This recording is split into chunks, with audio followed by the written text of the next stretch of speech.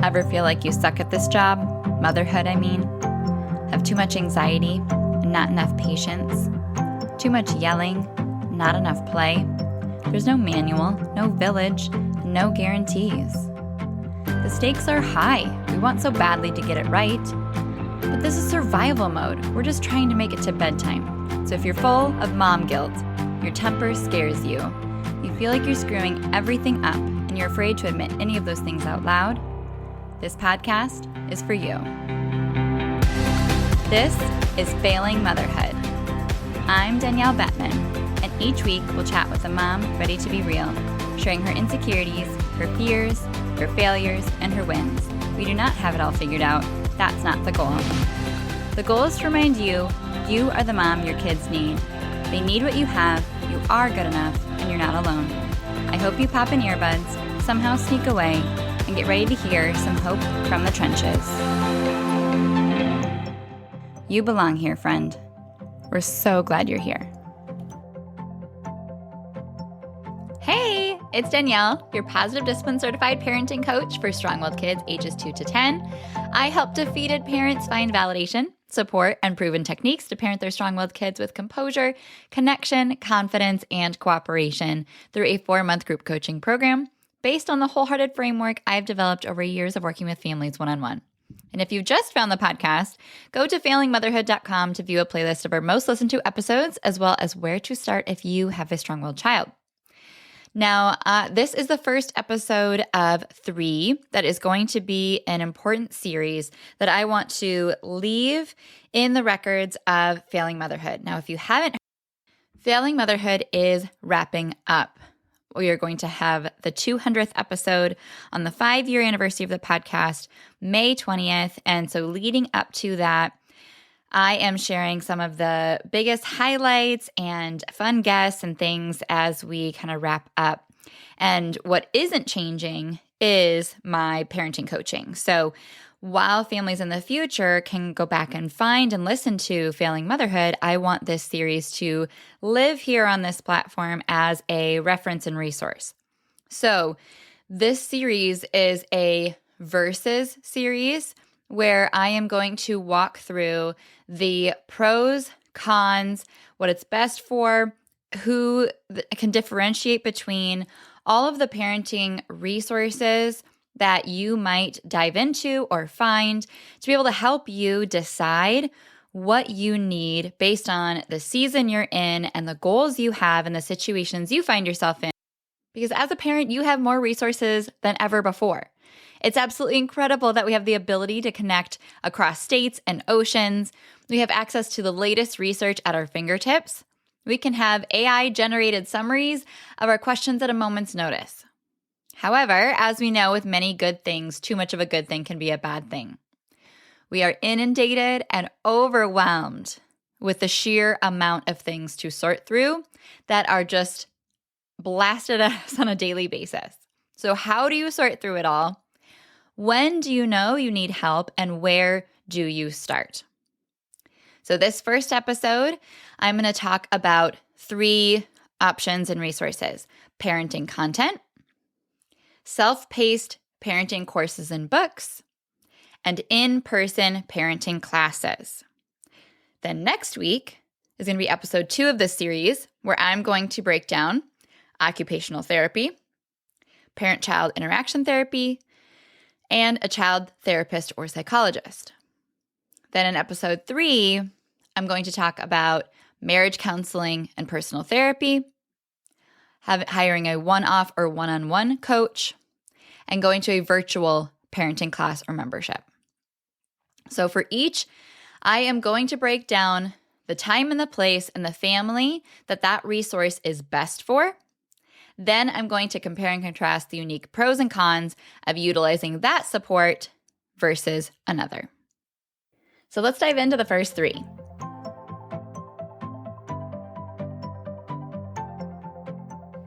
We are starting with the most accessible and readily available parenting resource there is right now, which is parenting content.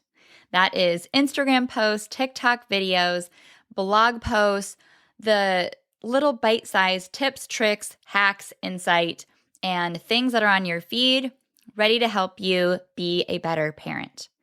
Now, this content is great for the parent who just wants to be kind of immersed in the world and have a lot of reminders on the go in their day-to-day life so that it just comes up and becomes part of who they are, reflecting their values and kind of keeping them on track in really small ways throughout the day, throughout the week, throughout the years, and finding the voices that they really enjoy and picking up, information along the way without having to really seek it out really at all. It just, wanting to come across it, wanting it to be there alongside the funny cat videos and the other things that you use the internet for on a day-to-day basis.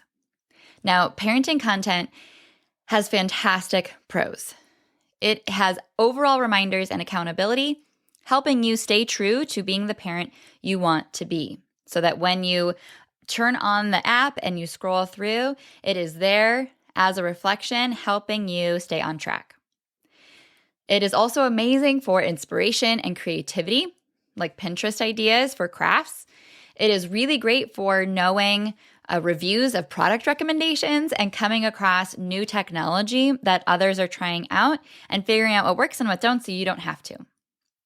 It is also amazing for helping you find game-changing hacks like how to get chapstick out of laundry or Sharpie off of a wall, and have the much-needed relatable anecdotes there to help you feel not alone and just be able to laugh at the experience of motherhood or parenting. I don't know a parent that wouldn't benefit from those things. Now, for each one of these resources, I'm going to contrast the pros, not necessarily with cons, but important factors for specifically parents who know they need more than just that resource, which doesn't always mean that they're not going to utilize that resource. It just means that they know they need more than just that resource. Okay. So while you can follow every parenting expert under the sun on social media, find all of the podcast episodes and listen every week, and be on the Facebook groups and be, liking all of the positive parenting things on Instagram. For the parent that knows they need more than that, they realize that these bite-sized hacks often don't even scratch the surface of the whole story. And how can they for how short they need to be and how attention-grabbing they need to be able to even have a bite-sized life. So at the end of the day, if it's on that platform and it does well, it's more likely because it has more entertainment value than educational value. And that makes sense. That is what that is a time and a place for. Often, parents are realizing that a lot of the content they come across is conflicting because it's nuanced and because every different parent and expert seems to have different kids and different experiences, of course. But you're going to run into direct advice that either negates or even demonizes what you just learned to post before. So that could be like, do I leave them in a tantrum not to be an audience? Or is that abandoning them when they need me most? You're going to find information on both sides of that. And if you're coming to content to help feel more confident, it will often make you feel much less confident. Parenting content is often set up to fail. It works against the best practices of how you learn. So even if it is the best information, it is likely in one ear and out the other because you weren't sitting down ready and willing to take that information in. Most likely, you're doom scrolling or, in a really stressed out, burnt out place, and you were likely looking to kind of escape. So when you're in that state of mind, you are not as teachable. If you're not teachable, then you're not learning, right? Often, when you come across parenting content when you're feeling down, it can do more harm than good because it's going to make you feel guilty. It's going to make you feel like if it doesn't work for you, you're doing it wrong. And then you're left with even more reasons to beat yourself up and feel like a failure if you compare yourself to that expert's advice or to that influencer's highlights reel and, view of their life and their kids. Another thing that parents who know they need more realize is parenting content is likely much more often or only on your newsfeed or your For You page, not the other parent, your co-partner in parenting. So not only do you have to unlearn, then relearn, and then teach and implement, but now you have to coach and mentor another adult at the same time. There's no way that trying to catch them up doesn't put a strain on your sanity and mental health and your parenting relationship, because it lends to micromanaging and critiquing and a lot of just exasperation and resentment between the two of you when it's bits and pieces and, I don't know what you want me to do and I don't know what to recommend. Don't do it that way. We're not doing that anymore. You can't possibly feel mindful and intentional and preventional when you're in that state of mind. Preventional is not a word. On the preventative side. And lastly, it just doesn't do parenting justice. Never in life have we learned something so impactful and so serious and influential in such an unserious way.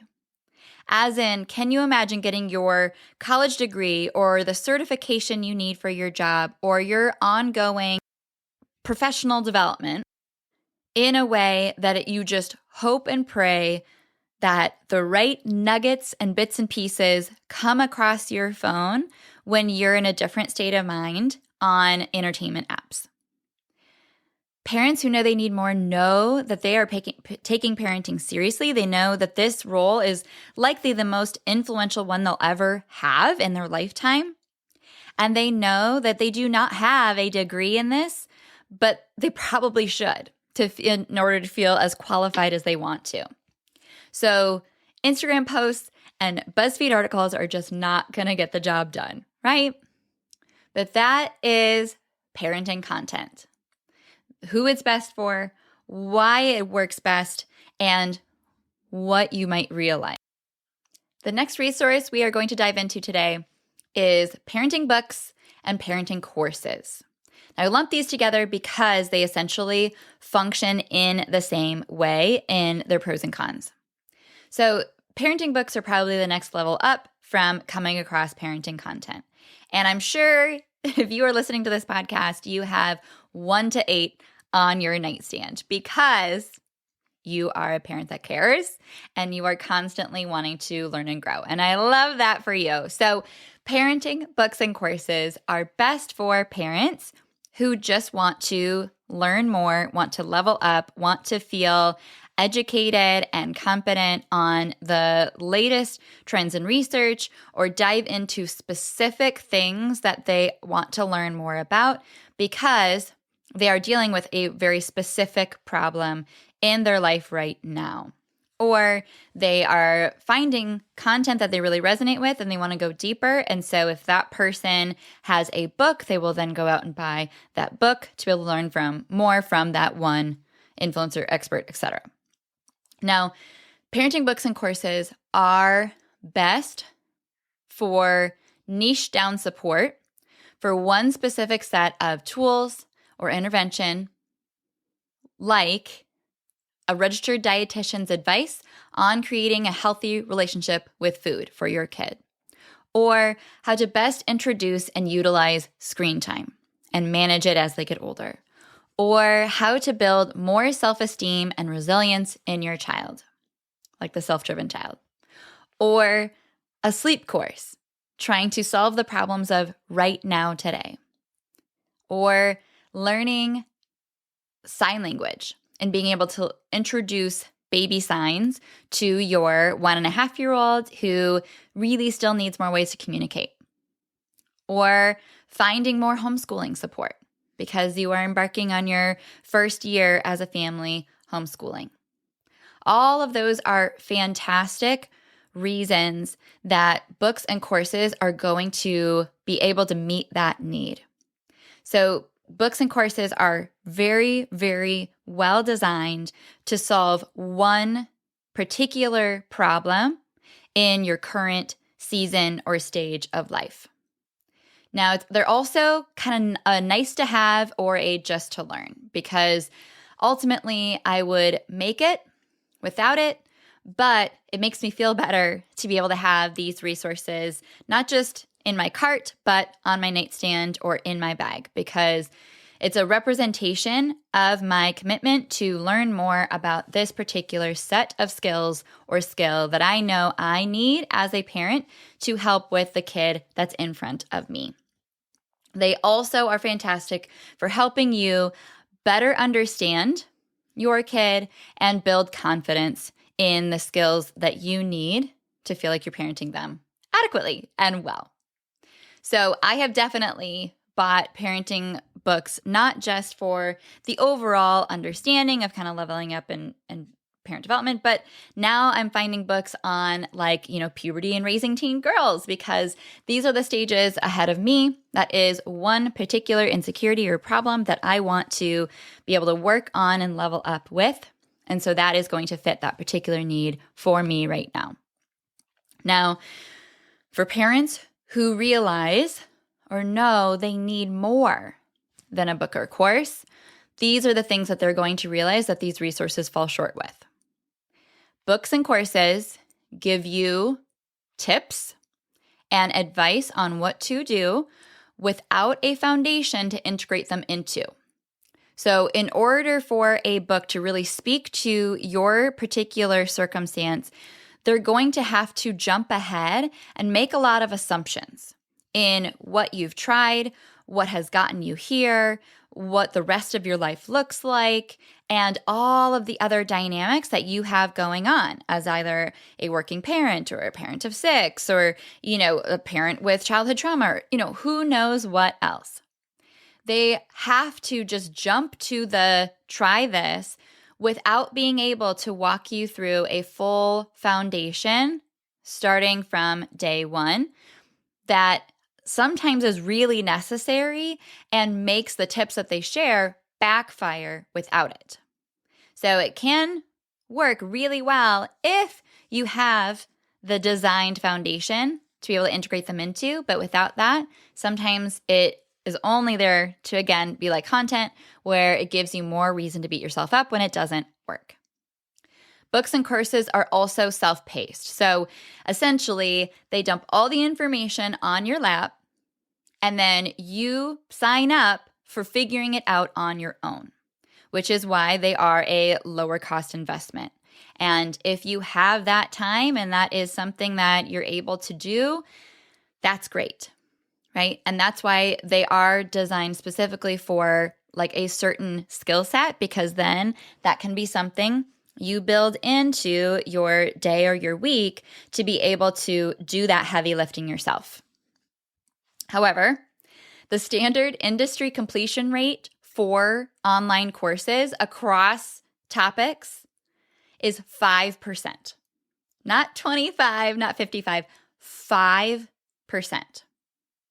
So it's no wonder that you feel like you need to get into some of the courses that you bought, or it's no wonder even that the books that you bought are all still sitting on your nightstand unread or half read. It's because you have to have the self-discipline, the accountability, the momentum, the intention and the motivation to do all of that heavy lifting of learning, understanding, committing the time, and implementing all on your own. And I don't know about you, parents be burnt out, bro. We do not have a whole tank of capacity just waiting to be tapped into. So signing yourself up for a lot of that work is going to be met with good intentions falling short. And that is not your fault. That is the circumstances and the way it's designed from the get-go. It would be great if you had nothing else going on and you were twiddling your thumbs, but that is likely not your reality, right? Books and courses also give you no real individualized answers into why what happened today happened. So that situation, that circumstance, that problem is doomed to be repeated tomorrow. You are going to have to connect a lot of dots and fill in a lot of blanks to be able to interpret what was generically recommended into your individualized situation that you are experiencing today. Right? And that can be really defeating because ultimately the main reason why we're trying to level up our parenting is likely to solve the problems that we are faced with today because we want them to go away. We want more good. But if you're still facing the same problems tomorrow and putting a lot of energy and effort in, it's going to feel defeating and exhausting, right? And again, more than likely, 9 times out of 10, I would say, a parent who is doing a course or reading a book is doing it on their own and then having to catch another partner up or explain to them what they are learning. And a lot of times the course or the book is designed to speak to only one caregiver specifically and even alienates another partner from the conversation entirely. So it doesn't even apply or bring them in on a practical level that you need to be consistent and on the same page as a parenting team. Now, the last resource we are going to talk about today is in-person parenting classes. Now, in my area, they are primarily run by some of the pediatric hospitals, and things are offered like Common Sense Parenting is one example. Now, I have found classes like this are best for foster parents to be able to get certification or to be able to dial in to like a boot camp, very specific to get them caught up and ready to take on the kiddos that they're bringing in or be able to best support the kiddos that they are supporting at the time. It is also great for court-ordered classes to be able to count for specific criteria that you need to be able to get credit for that. And I think they're also great for expecting parents or new parents because I think we need to normalize that you can go to birthing classes and breastfeeding classes, but arguably even more important is parenting classes, right? But I'm sure that we would also all say and acknowledge, you don't know what you don't know anyway, but it never hurts to be able to be on the front end so that you are preventative rather than reactive, right? The pros are that they are typically very affordable, but you end up paying with your time by commuting and or arranging for childcare and trying to get there and show up regularly on a weeknight. And we all know weeknights be rough, right? They are great because they are bringing to life that book or course. And by having to show up to a time and a place, they are an up-leveled commitment that helps your brain focus and be in a teachable headspace, which is sometimes critical and amazing, especially if you are able to manage it and go with your parenting partner so that you're both hearing the same information at the same time. They typically last about 6 to 8 weeks, so they can easily be fit into your schedule. They're going to have topical trainings at a relatively low cost. And I think that, again, can be a really nice high-level overview for helping with the pain point or the season that you're in at that time. Now, parents that end up taking these and realizing that they need more start to realize that they are typically set up to be a one-sided explanation through a keynote presentation or through a workbook that is already pre-designed to be a very generic instruction. And then there might be brief Q&A. But for the most part, the information that is shared is standardized. So that means that every single time that this class is offered, they are sharing the exact same information as last time, likely with the same teacher. Now, again, that information is not necessarily bad, but If it leaves no room for individualization, customizing, tweaking, and troubleshooting, it does primarily leave a parent beating themselves up when they don't get results, when they're not able to achieve the recommended outcomes, or the tools don't end up working for them and they don't know why, or they don't know if they're supposed to just stick to them and eventually they will. How long? How do I know I'm on the right track? How do I know I'm not just doing it completely wrong? You don't know, and when you don't know, you end up being really hard on yourself and blaming yourself. So even if it is recommended best practices, it might be too generic to not work for your kid.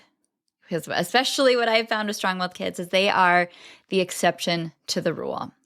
They need so much more nuanced and sometimes a completely, entirely different recommendation. It's also just hard to, again, commute on a weeknight and find childcare and find a way for both parents to participate. And the analogy I like to share is that going to a parenting class is like hanging out in your personal trainer's office, across the desk from them, talking about working out. And then you go home and then you come back to their office and you talk some more about working out. As opposed to actually getting in the gym, working out, asking questions, having a personalized prescription, and then applying based on the nuance of how you do a lot more questions and answers, and then new recommendations based on your progress. Right? You need real life scenarios to be able to build up momentum, pick up steam, and see the results that you want at your house. So like I said in the intro, the next 2 episodes of this series are going to break down a bunch more resources, including OT, PCIT, child therapy, personal therapy, one-on-one coaching, and virtual classes and memberships. But if you are listening to this and you are trying to compare and contrast those resources that you know you need more from and what I offer specifically, because you're listening to my podcast, then at the end of each of these episodes, I'm going to share what it is that I offer and who it is best for. So again, I do parenting coaching as a virtual group. It is accelerated progress for the parent who needs more. It is for the parent who knows that they need individualized support, not just generalized info. It is for parents who know that their time is precious and they want to be able to learn on the go as much as possible. It is for parents who know that their partner is just as engaged of a parent and they want and deserve to get their questions answered too. And they really crave being on the same page because the majority of the stress in the relationship is related to parenting. They desperately crave connection and community, wanting to be known and heard. They have valued working with a mentor in the past who has been there, done that. And if it's worked for financial advisory or if it's worked for them in the fitness field, then they are the type of candidate that is going to get a lot out of this type of environment. And they are willing to put in the work when it's proven to work. They basically show up and say, just tell me what to do and I will absolutely do it and let you know how it goes and be the first one to tell you when it doesn't work and keep asking more questions. It is also best for the parent who seeks to surround themselves with uplifting, powerful conversations with other committed cycle-breaking parents and doesn't just want to have a no judgment place to vent, but they also need the gems of breakthroughs from people in the trenches.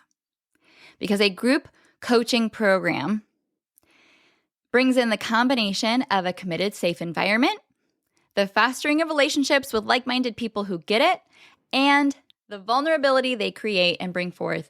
That is what creates transformation. Think about business masterminds, support groups for sobriety, fitness challenges. You end up achieving so much more together than you ever would on your own. So those are reasons of who would work best inside a group coaching program.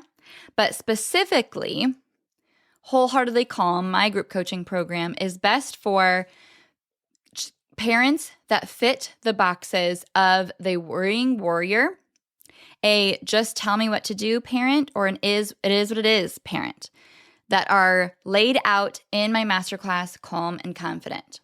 And then your child checks the boxes of the strong-willed temperament as well. A few of those things being most of the challenges happen at home.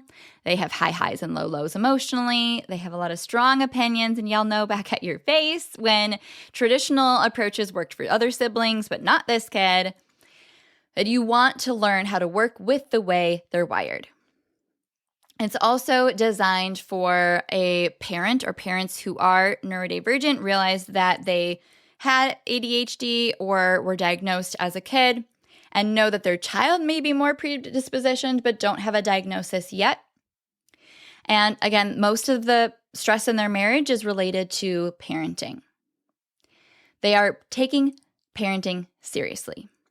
They want to and are most worried about transforming their relationship with their strong-willed child for years to come down the road, wanting to have trust built up, wanting to have open, honest communication when they are a teen, and they want to know that their kid is going to want to come home for Christmas and hang out with their siblings 10, 20 years from now.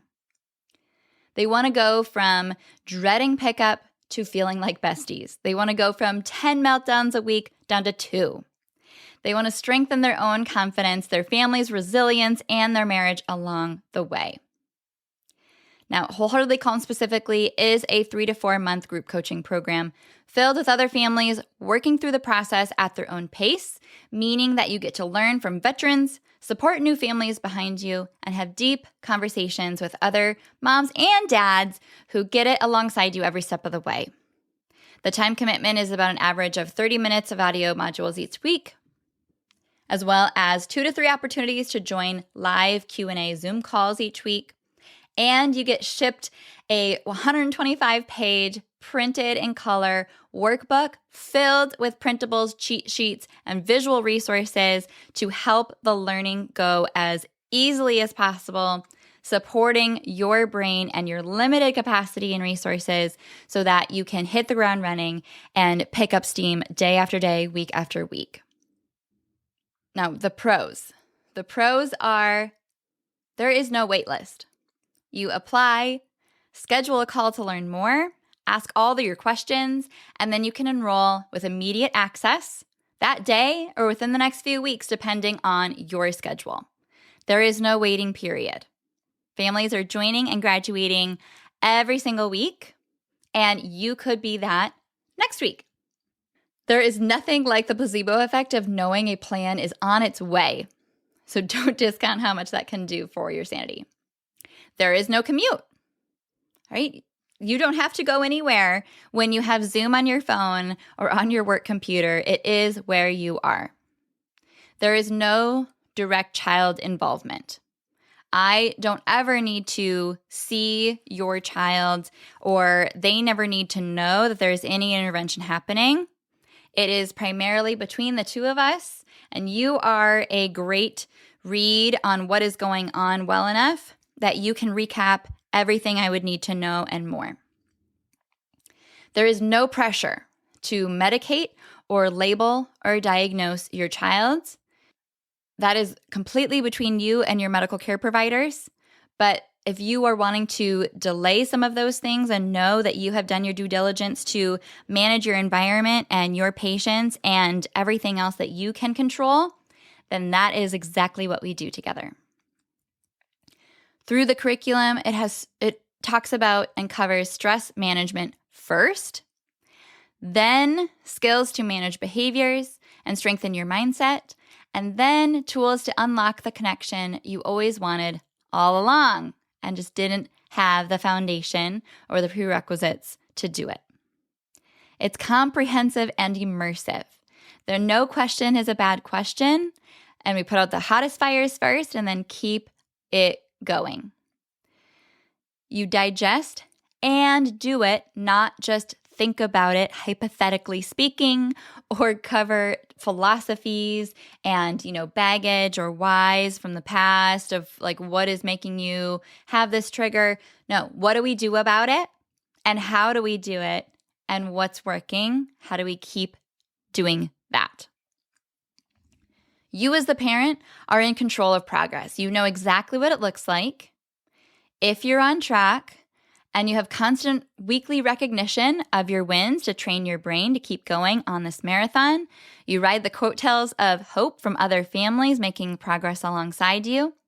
You are able to grade yourself by self-assessment, not your child's behavior, and know exactly what indicators you're tracking to be able to know what has been helping and how you can compare and contrast 2 weeks ago to today. You are able to customize and adapt your journey by accessing needed bonuses at any time, asking your most pertinent questions first, and being able to dive into more when you need it for things like aggression, separation anxiety and parental preference, sleep, picky eating and food battles, and all sorts of other things ready for you to grab and go when you need it. Your experience of parenting is transformed. Your confidence soars when investing in something at this caliber.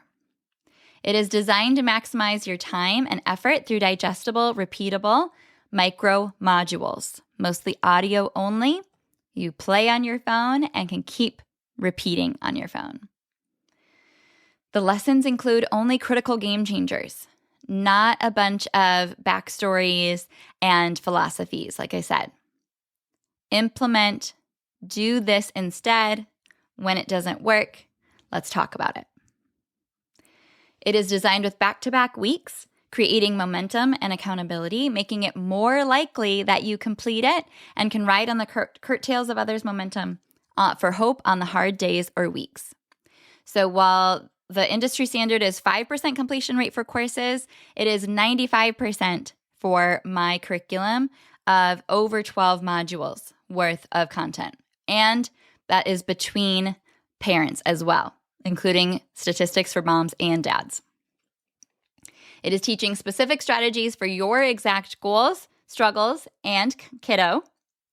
It equips your partner alongside you the whole way so that they can hear from the source exactly what you're doing, why you're doing it, and how to do it without you having to teach them at all, which is rare and critical.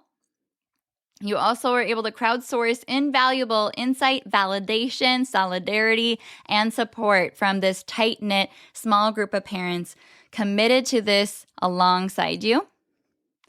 And you have unlimited individualized solutions from a coach who knows your family and a community like no other in real life. It is truly the last resource you'll ever need as a parent. But again, it's not for everyone. So your next step to know if it's for you is to watch Calm and Confident, the masterclass that teaches you the kind and firm approach your strong-willed child needs without crushing their spirit or walking on eggshells at parentingwholeheartedly.com. And then you apply. And I can't wait to see you and answer all your questions and decide if it's aligned to work together. You deserve this level of support. You're going to feel so much better. Thank you so much for tuning into this episode of Failing Motherhood. Your kids are so lucky to have you. If you loved this episode, take a screenshot right now and share it in your Instagram stories and tag me. If you're loving the podcast, be sure that you've subscribed and leave a review so we can help more moms know that they are not alone if they feel like they're failing motherhood on a daily basis. And if you're ready to transform your relationship with your strong-willed child and invest in the support you need to make it happen, schedule your free consultation using the link in the show notes. I can't wait to meet you. Thanks for coming on this journey with me. I believe in you, and I'm cheering you on.